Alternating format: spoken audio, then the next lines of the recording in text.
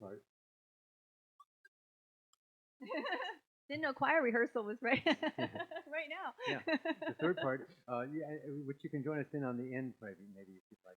In the middle, it's a little bit too, but don't worry about the middle. The end, inner peace. It's up to us, inner peace. It's up to us, inner peace. It's up to us, inner peace. It's up to us. Try it with me. Peace. It's up to us, inner peace. It's up to us, inner peace. It's up to us. So it's actually inner peace is up to us, inner peace. And then there's a space. And then inner peace is up to us, inner peace. Okay. Right? So, let's go.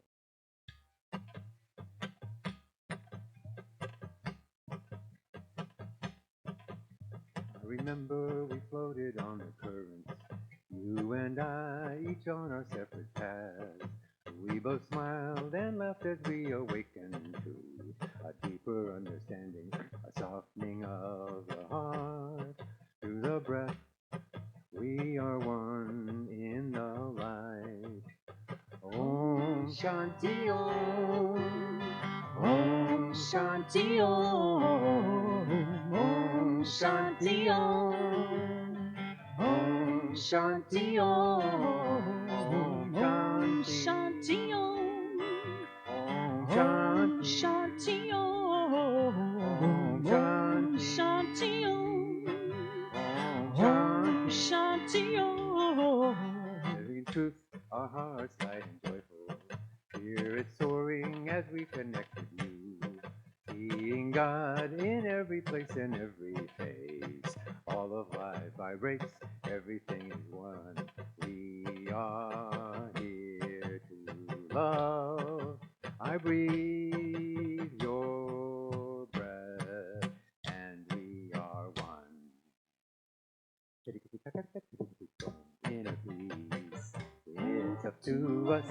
Inner peace,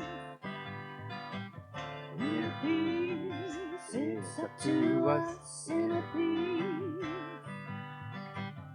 inner peace, it's up to us. Inner peace. Om Shanti Om. Om Shanti Om. Om Shanti Om. Om Shanti Om. Om Shanti Om. Om Shanti Om. Om Shanti Om. Om Shanti Om. Remember we floated on the currents, you and I, each on our separate paths. We both smiled and laughed as we awakened to a deeper understanding, a softening of the heart. To the breath, we are one in the light, living in truth, our hearts light and joyful. Spirit soaring as we connect with you. Seeing God in every place and every place. All of life vibrates, everything is one. We are here to love. I breathe your breath, and we are one. Inner peace, it's up to us. Inner peace. Oh, inner peace, it's up to us. Inner peace, Inner peace, it's up to us. Inner peace. Om Shanti Om. Om Shanti Om. Om Shanti Om. Om Shanti Om. Om Shanti Om. Om Shanti Om. Om Shanti Om. Om Shanti Om. Inner peace, inner peace, inner peace, inner peace, it's up to us. Inner peace, inner peace, it's up to us. Nice job, everybody. Thank you, Richard. Yeah, thank you all. Great job.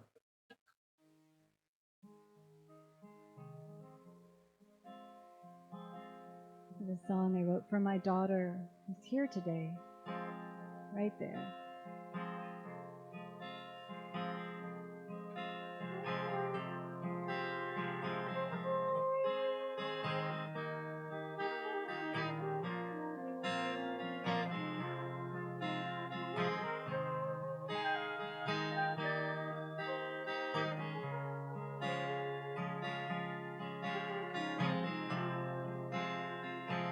For Grace Ohana and for all mothers and fathers, and for anyone who feels called to protect with love. Oh, my little baby, she's the wind that carries me. I love my little darling, she's forever part of me. And if the muddy water stir the waves upon her sea, I will surely catch her and rock her peacefully. And I'd save her from the fires, and I'd save her from the storm, and I'll tell her she's my darling, and hold her in my arms, yeah.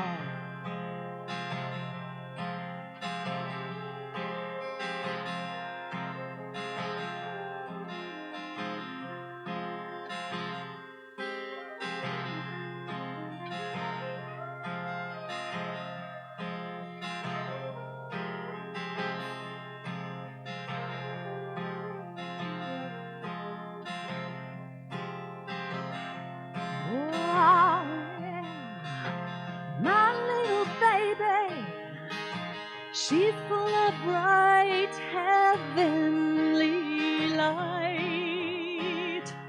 She dances like the sunshine, like the twinkling stars at night. And if she ever falters and falls down to her knees, I will surely catch her and rock her peacefully, and I'll tell her of the angels and how she'll be kept from harm, and I'll tell her she's my darling, and hold her in my arms.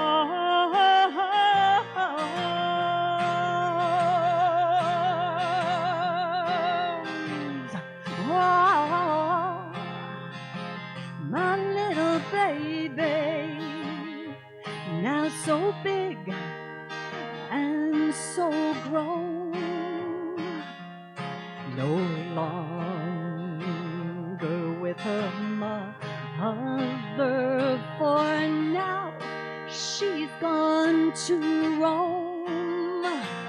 And though I'm old and feeble, I'd be at once strong as a tree.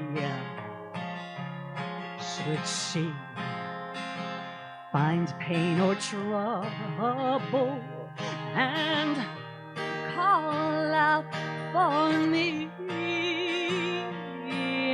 I'd save her from the fires, and I'll save her from the storms, and I'll tell her she's my darling, and hold her in my arms, and I'll love her from under the ground a good 6 feet.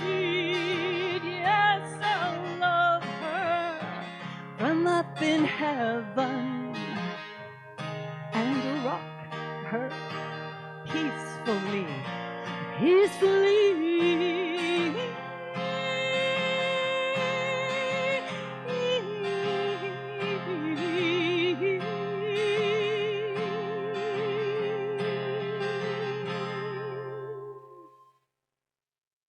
Thank you.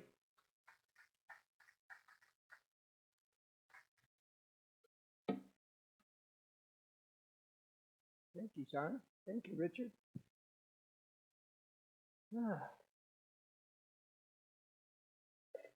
Thank you, Grace. So, good morning. I'm going to move over here. Yeah, I like this better. So, today, it's all about taking the wheel. Taking the wheel, and I'm going to start with a poem. I'm going to end with a poem. First poem from Shel Silverstein. Most of you probably know or have heard of him. I won't get into that. We'll just go right into his poem. It's called God's Wheel. God says to me with kind of a smile, hey, how would you like to be God for a while and steer the world? Okay, says I'll give it a try. Where do I sit? How much do I get? What time is lunch? When can I quit? Give me back that wheel, says God. I don't think you're quite ready yet. It's a cute little poem that speaks volumes. It speaks to what drives us in life. It speaks to that latent hope and desire to know and experience God. Whether it's from a Sunday lesson, from sitting in meditation, from taking a class or workshop, or the experience of the loving energy of a good relationship. Perhaps you wish to experience God, or you do experience God, through the strength of family, through your creative process in art, or writing, or music, or even through a simple conversation with a friend. The less delightful aspect of that is the fact that all addictions and codependencies also come from a desire to know and experience spirit. In our heart of hearts, it is the desire to know and experience spirit that motivates us in all things. Emily Cady, in her books Lessons in Truth, says, the hunger for everyone for satisfaction is only the cry of the homesick child for its mother, father, God.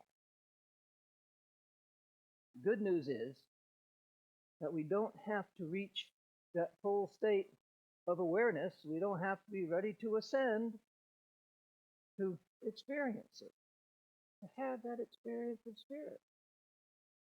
In order to take the wheel from God and steer our world, we must have faith enough to release our world to spirit. Release to spirit the worries and the concerns of our world. So where do I sit? How much do I get? When do I get lunch? And when do I quit? Release that. Give it to God.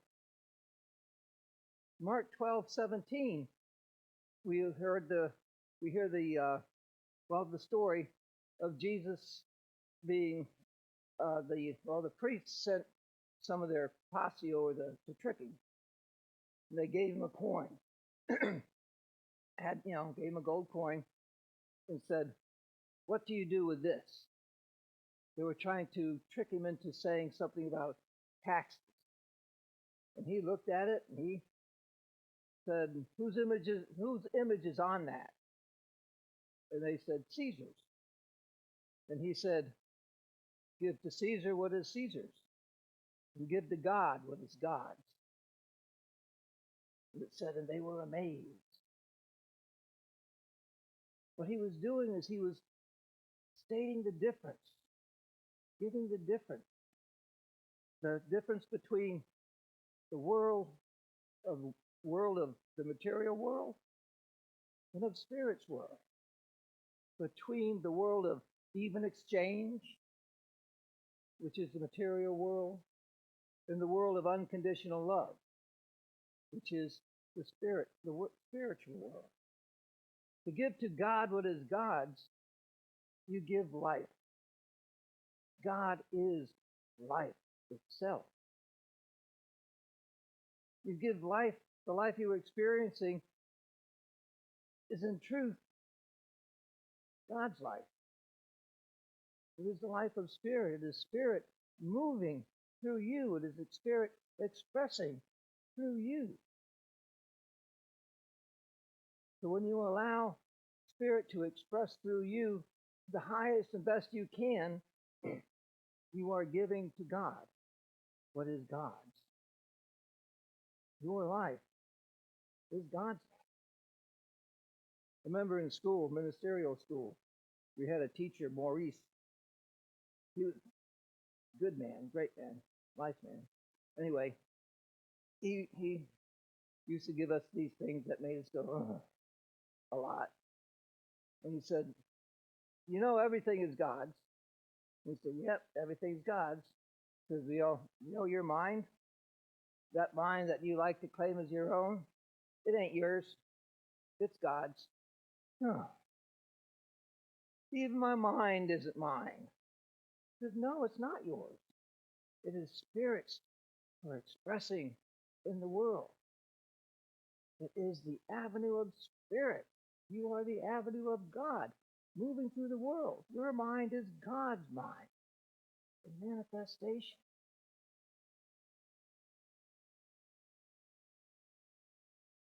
Now, I'm not speaking about becoming a minister, becoming a priest or a priestess or a nun or whatever else is out there to become. God is giving to God, is knowing that God is there and participating with the presence of God to the best of your ability. Your purpose on this planet is to experience life and bring as much spirit as possible into the world through that experience. And say that again. Your purpose on this planet is to experience life and to bring as much spirit into the world as possible in your experience. If you're willing to do that, if you're willing to change the world, you can and will change the worlds of others. I have a little story. Back in high school, way many years ago, first year of my first, actually the first day of my senior year, first week, senior year at homeroom, homeroom teacher said, "We have a blind student. We'll call him George." And George stood up and she said, "George, totally blind. We need someone to lead him to his first period class." And everybody was crickets.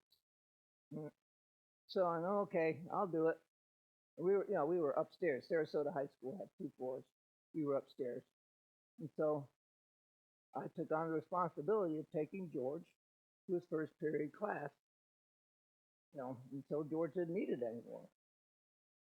So after first period, well, after the homeroom, he he taught me, he showed me how to do it.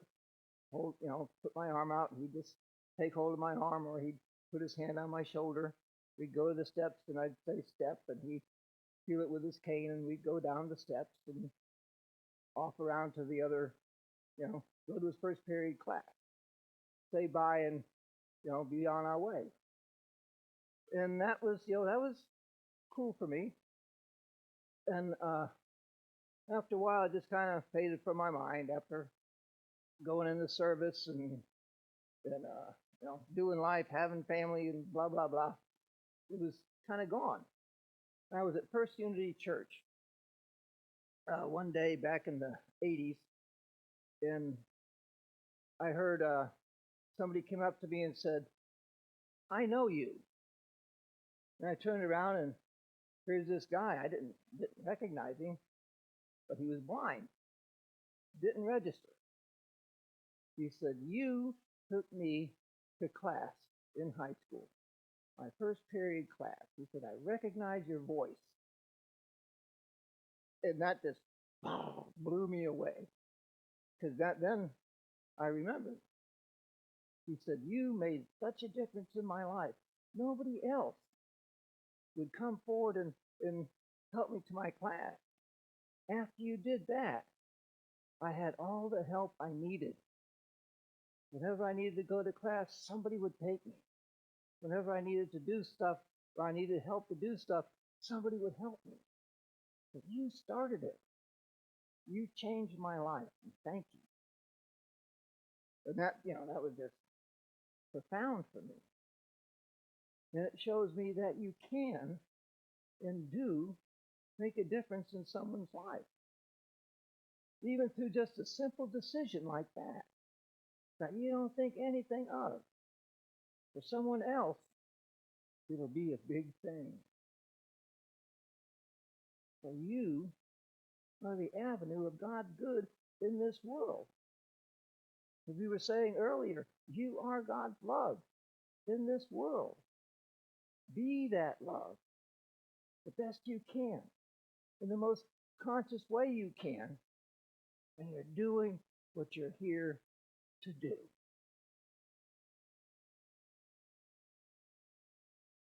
Charles Fillmore, in his book, Keep a True Lent, I'm going to paraphrase this. An individual is being, with a capital B, an individual is being in miniature. And all the powers of spirit are available to them. These powers and possibilities are made manifest through us. It therefore follows that we are a most important factor in creation. It also follows that we should become acquainted with our part of the work and do our very best to carry it forward. You are an important part of the universe, an important part of what happens in this world. Without you, creation would be incomplete. In order to release your life to something is a natural thing, and it's natural for you to have a reasonable amount of faith in it. It's important to have a reasonable amount of faith in it. It's important for you to be able to take a look at your God with a capital G, or your God with a small g. Which is your God? Do you have faith in the God of Abraham, Jesus, and Oprah? An all loving, all providing presence that is all good all the time? Or do you have faith in the God of Murphy's Law? Anything that can go wrong will go wrong. In any particular circumstance in life, you can check it out. When something comes up in your life, you can check it out. You can check yourself out. What does your inner reflection of your circumstance tell you? It may seem like a maelstrom on the outside, all sorts of cacophony and craziness and this, that, and the other thing. But what's going on the inside? What's going on in here? That's the important part. What's going on in here is important. What are you like on the inside? We've heard the story of Jesus calming the storm. We've all heard that story. The big storm is coming. The big storm is here. They're out on the seas. The waves are crashing. The boat is sinking. There's general freaking out going on. And Jesus is asleep. He's asleep at the head of the boat. The guys wake him up. Save us, save us. Oh my God, we're going to die. And he gets up and he says, oh, you woke me up for what? Stands up and says, peace, be still. Calm, goes back to sleep. That's what's going on in the maelstrom of our lives. With all this stuff that's going on now out in the world, all the craziness, the banning of this and the banning of that, and the threats of this and the threats of that, that's all the maelstrom. The Christ within us, the truth, is at peace. Is at peace. Knowing that this too shall pass. That's what gets me through all of this. Every day I read the news and go, ah. But then I have to stop and know that this too shall pass. As I've said before, what we're going through right now is the end of an era. I've spoken to it a few times, that we're beyond the dawn of the age of Aquarius. We're into the getting going part of it. And we're getting going into releasing the old era and creating the new. And then creating the new, everything that is not of the new era. Everything that is not of wholeness and love and peace has to be brought up to be released. And that's what's going on. And it's coming up big time. Way bigger than I ever thought. I think I say this every other week. And every other week is bigger than it was 2 weeks ago. But it shows that Spirit is working. It's bringing it up. And all these people who think that they have the power to do all this are working from their fears. And their fears are coming up and being put out into the world. And the only way that is going to be allayed is our love, our presence and power brought into it to the best way that we as individuals can. Whether it's through voting, whether it's through activism, whether it's through whatever gift you have or whatever thing you can do. If it's yours to do, you can do it. You're giving yourself to Spirit, to the presence of Spirit, to the manifestation of Spirit, because that's what's going on. Humanity is releasing and letting go that which does not serve it anymore.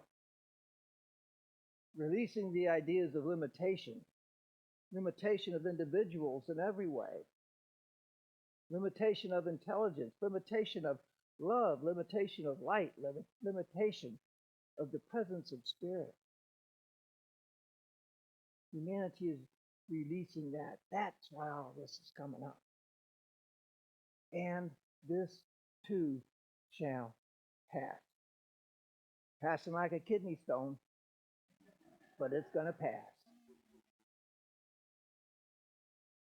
That's what keeps me going.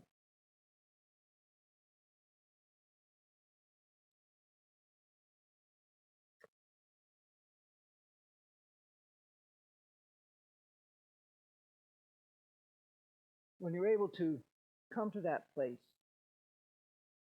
in the midst of all of this they're all going on, when you're able to come to that place of peace within yourself, it's a sign, to whatever degree, it's a sign there is a release to spirit. Whatever peace you can have comes from spirit. It's a sign of a release to spirit. Release to spirit, so a receiving of the peace can come through. And in that peace, in receiving the peace, you will receive your answers for what it is for you to do. In that peace, you will receive the fulfillment within the circumstance that exists at the moment. And friends, it's my hope that even through the smallest of these practices, smallest of these releases of life to the activity of the presence of spirit, you're able to take the wheel of life and consciously steer your world for a while, as our co-founder Myrtle Fillmore did when she wrote this poem entitled My Love for Thee by Myrtle Fillmore. The hours I've spent with thee, dear Lord, are pearls of priceless worth to me. My soul, my being merge in sweet accord in love for thee, in love for thee. Each hour a pearl, each pearl a prayer, binding my presence close to thee. I only know that thou art here, and I am lost in thee. Oh, glorious joys that fill and bless, oh, visions of love divine. My soul in rapturous bliss can ill express that thou art mine, O Lord, that thou art mine. God bless you.